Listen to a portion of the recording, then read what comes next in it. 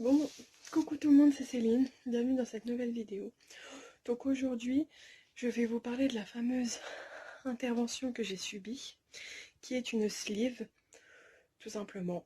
Donc je vais vous expliquer comment ça s'est passé, tout ce qui a dû être fait au préalable avant l'intervention niveau rendez-vous médical. Donc du coup, c'est parti pour le générique.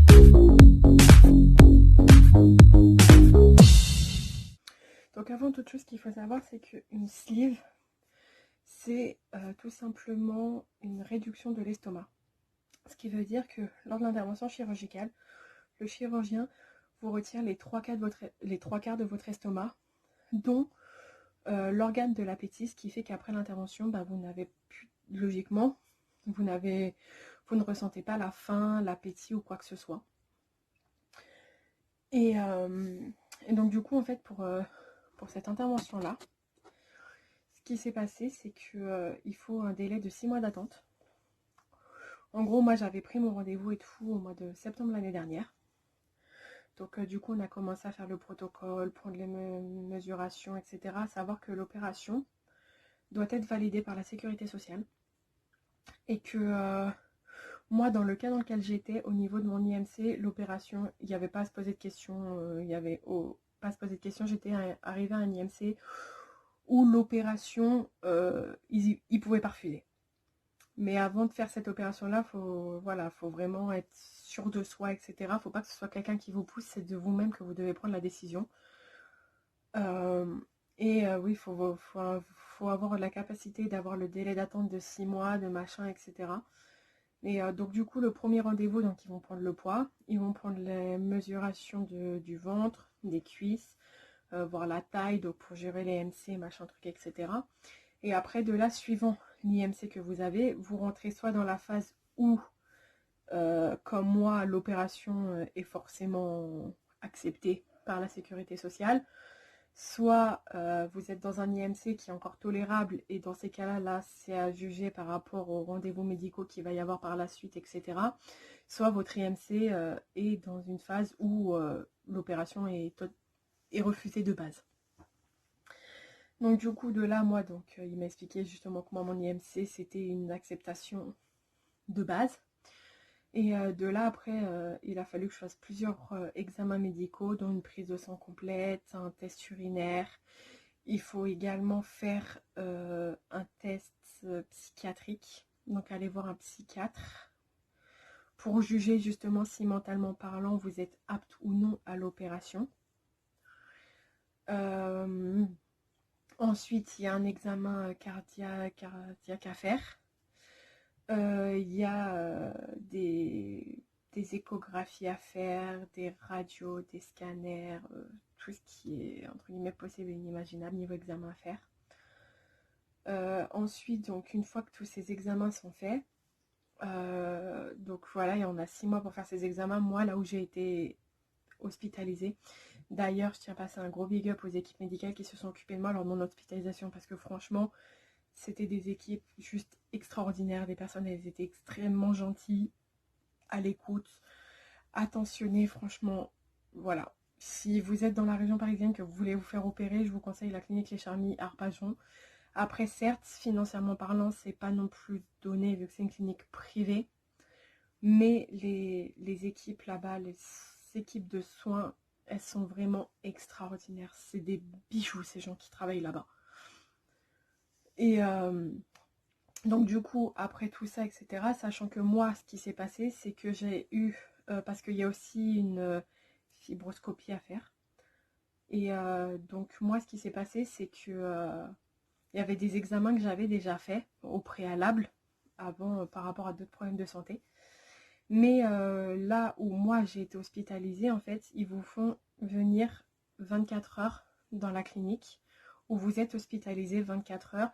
Et dans ces 24 heures-là, justement, vous faites les examens qu'il y a à faire, l'examen cardiaque, le test de l'apnée du sommeil, justement la fibroscopie. Moi, au final, j'ai été hospitalisée que pour la fibroscopie, vu que, comme vous l'avez vu dans ma vidéo précédente, au final, lors de mes 24 heures d'hospitalisation, vu que moi, l'examen de l'apnée du sommeil, je l'avais déjà fait au préalable par rapport à d'autres soucis médicaux. Donc oui, pendant 24 heures, en fait, ils vous font venir pour faire tous ces examens-là, pour éviter justement à ce que le patient soit déprimé en mode, bon, bah, faut que j'aille à machin, machin, machin, machin, machin. Là, tout est fait directement sur place, d'un coup. C'est beaucoup plus simple. Les seuls examens que vous avez à faire, du coup, c'est la prise de sang et l'examen urinaire, quoi. Donc, c'est largement mieux, entre guillemets. Donc ouais, du coup ensuite ce qui s'est passé, donc après j'ai eu mon hospitalisation et tout, donc il y avait forcément une diététicienne à voir niveau suivi médical quand même avant l'opération. Vous avez une diététicienne à voir. Donc après de là, une fois que les 6 mois sont passés, c'est parti pour le bloc.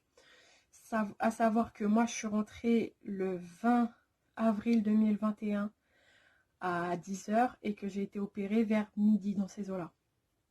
Donc du coup, après tout ça, c'est là où ça peut être le plus compliqué pour les gens. Parce qu'il y a des gens qui vont avoir de grosses douleurs, qui vont pas pouvoir bouger, etc. Moi, ce qui s'est passé, c'est que après l'opération, je suis allée en salle de réveil. Une fois réveillée, je suis remontée dans ma chambre, à savoir que j'étais complètement shootée aux médicaments, ce qui est logique après une opération de cette ampleur-là. Donc j'ai énormément dormi, mais la première nuit, c'est vraiment la nuit la plus compliquée. Du moins pour moi, c'était la nuit la plus compliquée, parce que toutes les heures, j'étais réveillée et je vomissais.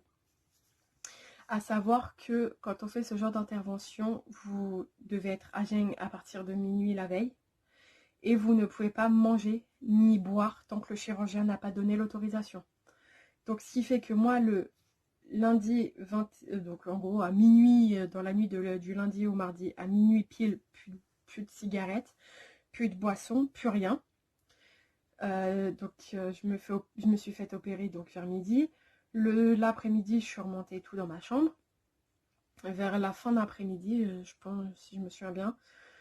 Donc j'ai énormément dormi, j'ai quasiment fait que dormir et c'est la première nuit, comme je vous dis, où je me réveillais toutes les heures pour vomir, sauf que, parce qu'en gros, quand on fait ce genre d'intervention, vous avez du sang dans l'estomac, le sang ne se digère pas. Du coup, il faut qu'il sorte par un moyen, voilà, faut qu'il sorte par n'importe quel moyen. Donc du coup, au final, vous êtes là à revomir du sang, ce qui est normal, faut pas s'inquiéter. Mais le problème, c'est qu'après, vous avez toujours la nausée, les vomissements, mais il n'y a plus rien dans votre estomac.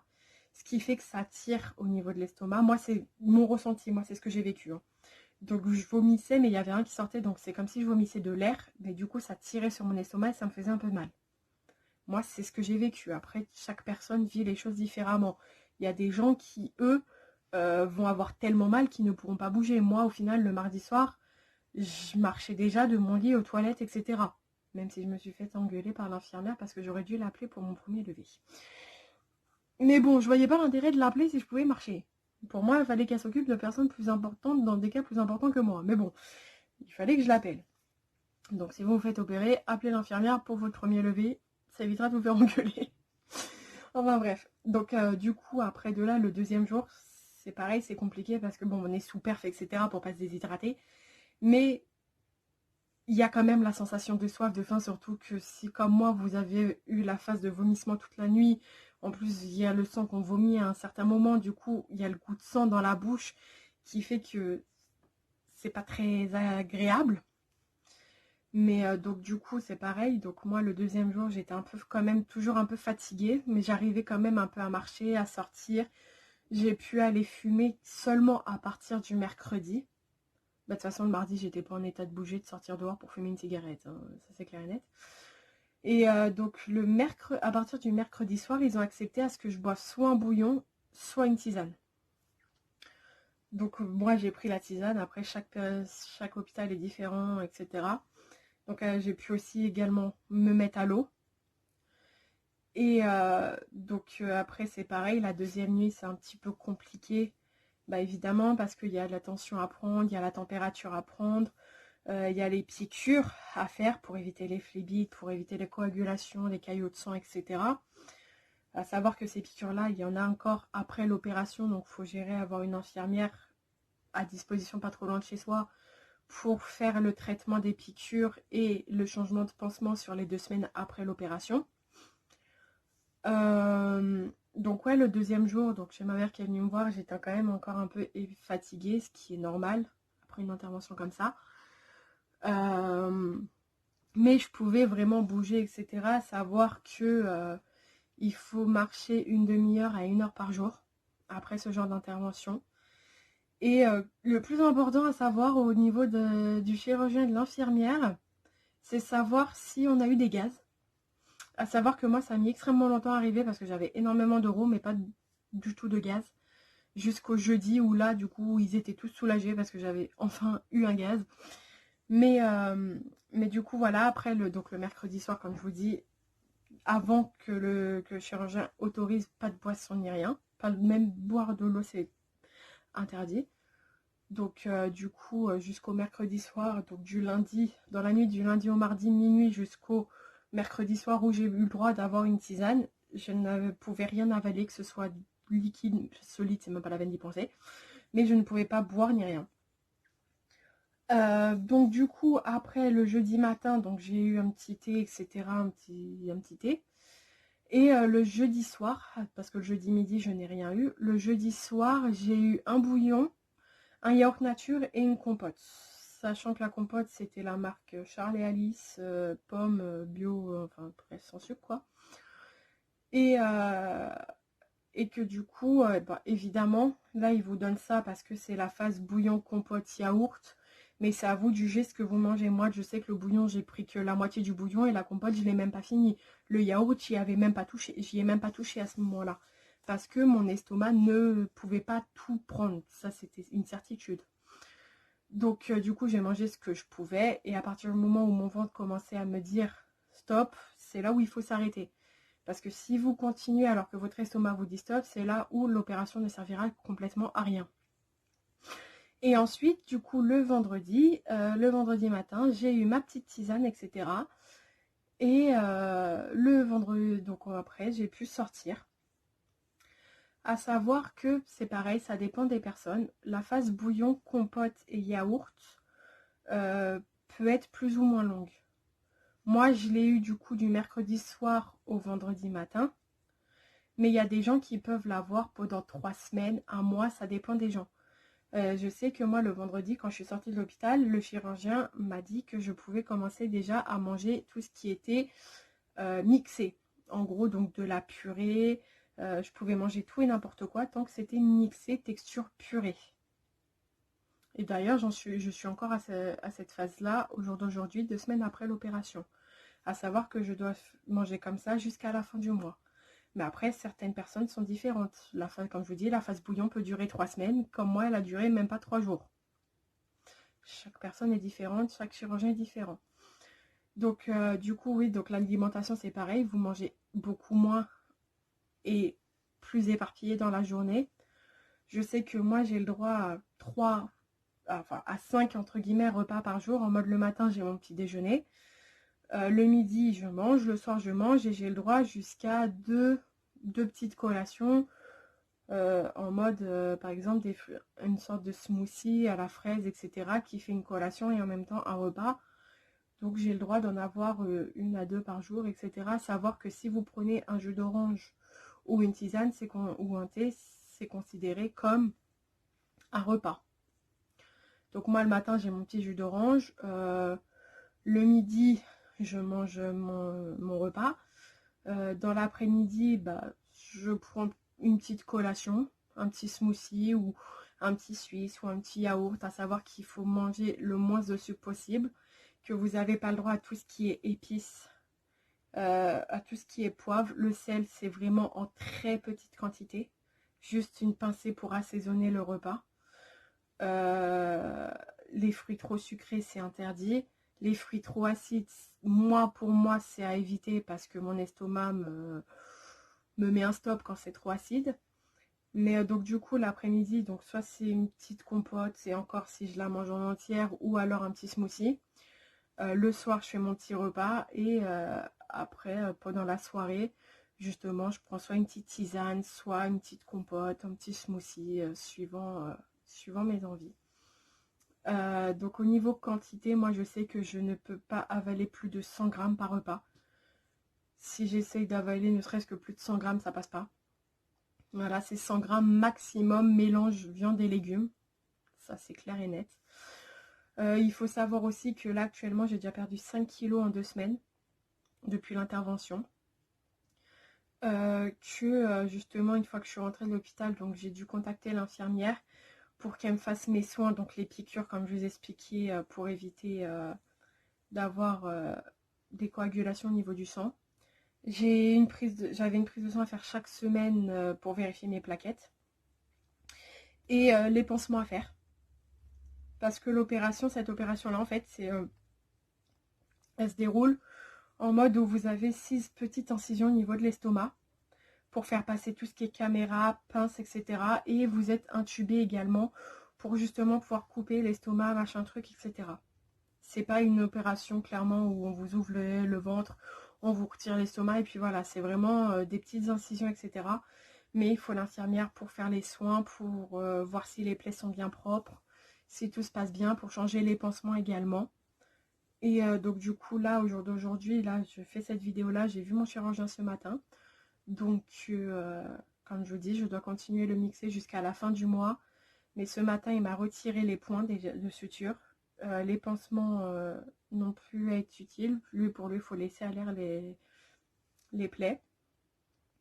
Donc du coup, au final, l'infirmière doit venir encore jusqu'à samedi, parce qu'on est mercredi au moment où je tourne cette vidéo-là. Donc l'infirmière doit venir pour finir les piqûres. Et une fois les piqûres finies, logiquement, tout devrait bien aller. À savoir que c'est pareil, on a aussi des bas de contention à avoir après ce genre d'intervention qu'il faut mettre 3 jours avant. Il faut également aussi savoir que... oui, donc les bas, la marche. Il faut savoir aussi que du coup, le fait de perdre beaucoup de poids aussi rapidement peut fatiguer les gens. Là d'ailleurs, je commence déjà un peu à fatiguer au niveau de mes jambes, etc. Je commence à fatiguer, à vouloir dormir. Parce que on mange très peu. Il faut marcher plutôt, comme je vous dis, une demi-heure à 1 heure par jour. On perd beaucoup de poids, ce qui fait qu'au niveau des vitamines, etc., on en manque, on en manque à certains moments. Et ce qui fait qu'on est beaucoup plus fatigué pendant plusieurs mois après l'intervention. On fatigue beaucoup. Donc c'est pour ça qu'il faut aussi prendre des médicaments justement pour les vitamines, etc. Certaines personnes peuvent perdre leurs cheveux. Enfin, perdre leurs cheveux, c'est pas non plus comme si on faisait une chimio, mais il y a certaines personnes qui peuvent perdre les cheveux, donc il faut aussi des fortifiants pour éviter de perdre ses cheveux. Mais sinon, en soi, moi, l'intervention, pour moi, du moins, tout va bien. Au niveau mental, ça va. Au niveau douleur, tout va bien. Au niveau nausée, bon, bah, après, c'est pareil, niveau douleur, il y a des moments où vous allez avoir des petites douleurs à l'estomac. Faut pas tout de suite paniquer, c'est normal. Les petites douleurs, c'est normal. Il y a une intervention chirurgicale qui a été faite, donc c'est un peu logique. Après, c'est pareil. Moi, je sais qu'il y a un jour où je me suis retrouvée à vomir le matin parce que je sais pas si j'avais trop bu ou si j'avais bu trop vite d'un coup. Mais si vous buvez ou mangez trop vite ou trop d'un coup, votre estomac il vous dira stop et vous allez forcément vomir ce que vous venez d'avaler. Donc, il faut vraiment prendre son temps pour manger. Faut boire une demi-heure avant, une demi-heure après les repas. Parce que si vous buvez en mangeant, ça va vous remplir l'estomac d'eau. Ce qui fait qu'il n'y aura pas assez de place pour la nourriture. Ensuite, puis ensuite, après, il faut écouter le chirurgien, ce qu'il vous dit. Si la phase bouillon, il vous dit 3 semaines, voilà, il faut respecter les 3 semaines. Si comme moi, au bout de 3 jours, il vous dit de passer au mixé, il faut respecter, mais faut bien respecter ce que le chirurgien vous dit. Je suis fatiguée. Faut bien respecter ce que le chirurgien dit, parce que si vous essayez de vous-même, si vous vous dites je suis capable de manger autre chose, etc., que vous essayez de vous-même et que de là vous vomissez ou qu'il y a un problème avec l'estomac, que les agrafes viennent à casser, c'est pas la peine. Il faut vraiment écouter le chirurgien, ce qu'il vous dit, les conseils qu'il vous donne, ce que vous pouvez ou non manger. Et puis bah voilà, pour moi tout se passe très bien à ce moment précis. Dans ma tête, dans mon esprit, tout va très bien, je suis très bien. Bon, après, c'est sûr que quand il pleut, quand il fait pas beau et tout, je suis un peu maussade, je veux pas envie de bouger. Mais là, il fait beau, tout va très bien. Je suis soutenue par des gens que j'aime, par ma famille, par mes amis. Donc, c'est surtout ça le plus important, vous entourer des bonnes personnes. Et que ces bonnes personnes-là vous soutiennent pour garder un bon mental au final. Parce que si vous n'êtes pas bien entouré, ou si vous ne prenez pas un bon chirurgien, comme moi j'ai eu, ça peut partir à la catastrophe. Comme je vous dis, il y a certaines personnes dont j'ai entendu dire qui ont fait cette opération, qui avaient tellement mal. Attendez, je vous prends avec moi parce que là, il faut que j'aille m'asseoir parce que je commence un peu à trop fatiguer. Mais il y a des personnes qui ont fait la même opération que moi, qui avaient tellement mal à leur estomac que clairement, ils ne pouvaient plus bouger, ils ont pleuré, ils ont déprimé, ils ne pouvaient plus du tout bouger de leur lit. Alors que moi, tout va bien. Bon, après, quand je suis debout trop longtemps, etc., je fatigue, ce qui est normal. Quand je vous l'ai expliqué par rapport à la perte, de vitamines, de machin, de tout ça. Mais en soi, tout va très bien. Là, aujourd'hui, mon chirurgien a retiré les points. C'est assez propre. Je vais pas les montrer en vidéo ni rien, etc. pour éviter de choquer non plus certaines personnes. Mais franchement, tout va très très bien. Je ne regrette absolument pas d'avoir fait cette opération. Et c'est le genre d'opération où si on n'écoute pas le chirurgien, ou même si on n'écoute pas son corps tout simplement, quand l'estomac nous dit stop, si on ne stoppe pas, c'est pas la peine. Parce que justement, il y a des gens qui font ce genre d'opération qui reprennent du poids après, tout simplement parce que ils n'ont pas écouté leur corps. Quand ils mangeaient, leur estomac leur disait stop, ils ont continué à manger, ce qui fait que l'estomac il a grossi, ils mangeaient de plus en plus, ils ont pris du poids. Donc c'est vraiment le genre d'intervention où il faut vraiment écouter le chirurgien, ce qu'il vous dit, ce qu'il vous conseille de manger, les portions qu'il vous disent. Écouter son corps. Parce que moi, comme je dis, je peux manger maximum 100 grammes de viande et de légumes.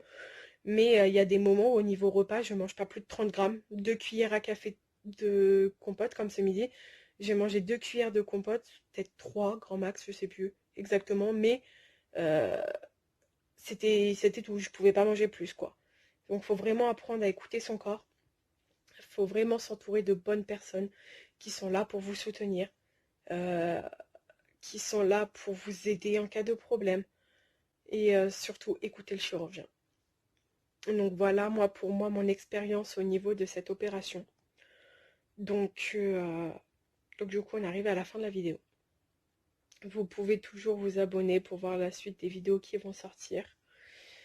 Vous pouvez également mettre un pouce bleu si vous voulez, il n'y a pas d'obligation.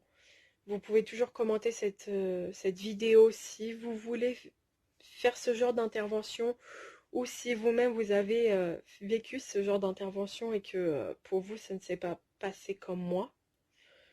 Donc vous pouvez toujours commenter, on peut toujours échanger pour voir votre vécu ou justement les craintes que vous pouvez avoir, les craintes que vous pouvez avoir avant de passer le cap. Mais en tout cas, moi je sais que, comme je vous dis, en région parisienne, là où j'ai été à Arpajon, la clinique privée Les Charmilles, c'est vraiment une équipe médicale. Les aides-soignants, les infirmières, ils sont vraiment tous adorables. Je sais que le soir, quand je m'endormais, qu'ils venaient pour me faire ma piqûre, prendre ma tension, ils me réveillaient en douceur et tout, parce qu'à certains hôpitaux, ils arrivent en brusque, ils allument la lumière et puis voilà, tu te démerdes. Là, ils arrivaient tout en douceur, etc. Ils me réveillaient tout en douceur. Franchement, c'était des équipes, que ça soit l'équipe de jour, les équipes de jour ou les équipes de nuit, ils étaient tous formidables. C'était vraiment tous des personnes adorables. Donc voilà. Donc moi, je vais vous laisser là. On verra par la suite ce qui va pouvoir sortir comme vidéo. Et puis, du coup, moi, je vous fais des bisous. Je vous dis à très bientôt.